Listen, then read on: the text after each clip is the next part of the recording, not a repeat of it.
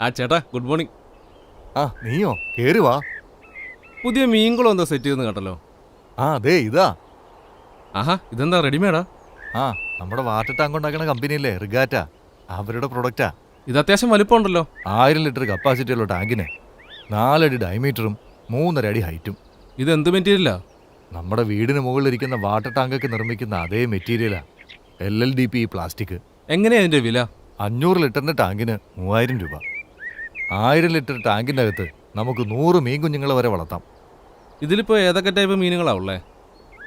സാധാരണ നമ്മൾ നാട്ടിൽ വളർത്തുന്ന എല്ലാത്തരം മീനുകളും ഇതിൻ്റെ അകത്ത് വളർത്താം. ഗിഫ്റ്റ്, തിലോപ്പിയ, വാള, നട്ടർ, കാർപ്പ്, അങ്ങനെ എന്തും. പക്ഷേ ഈ മീൻ കുഞ്ഞുങ്ങളെ എവിടുന്ന് സംഘടിപ്പിക്കും? ഗവൺമെന്റ് ഹാച്ചറികളിൽ എല്ലാത്തരം മീൻ കുഞ്ഞുങ്ങളും കിട്ടും. എല്ലാ ജില്ലകളിലും ഗവൺമെന്റ് ഓ, ഹാച്ചറികളുണ്ട്. എല്ലായിടത്തും ഉണ്ടല്ലേ. ഇത് സെറ്റ് ചെയ്യാൻ വലിയ പാടാണോ? ഏയ് സിമ്പിൾ അല്ലേ. ദേ ഈ ഡ്രെയിൻ വാൽവ് ഇങ്ങനെ പിടിപ്പിക്കുക, പിന്നെ ഓക്സിജൻ പമ്പ്, നെറ്റ്, സംഭവം കഴിഞ്ഞു.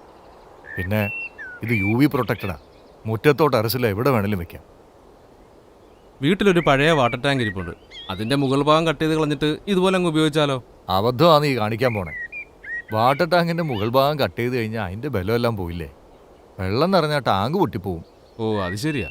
നിന്റെ ഇരിക്കുന്ന സ്മാർട്ട് ഫോൺ അല്ലേ, അതെ. അതിൽ കയറി റിഗാറ്റ ടാങ്ക് സെർച്ച് ചെയ്ത് കഴിഞ്ഞാൽ ഈ ടാങ്ക് വിൽക്കുന്ന കടകളുടെ ഫുൾ അഡ്രസ്സ് കിട്ടും. അതല്ലെങ്കിൽ നമ്മുടെ ഈ അഗ്രികൾച്ചർ പ്രോഡക്റ്റ് ഒക്കെ വിൽക്കുന്നില്ലേ, ആ കടകളിലൊക്കെ ഈ ടാങ്ക് കിട്ടും.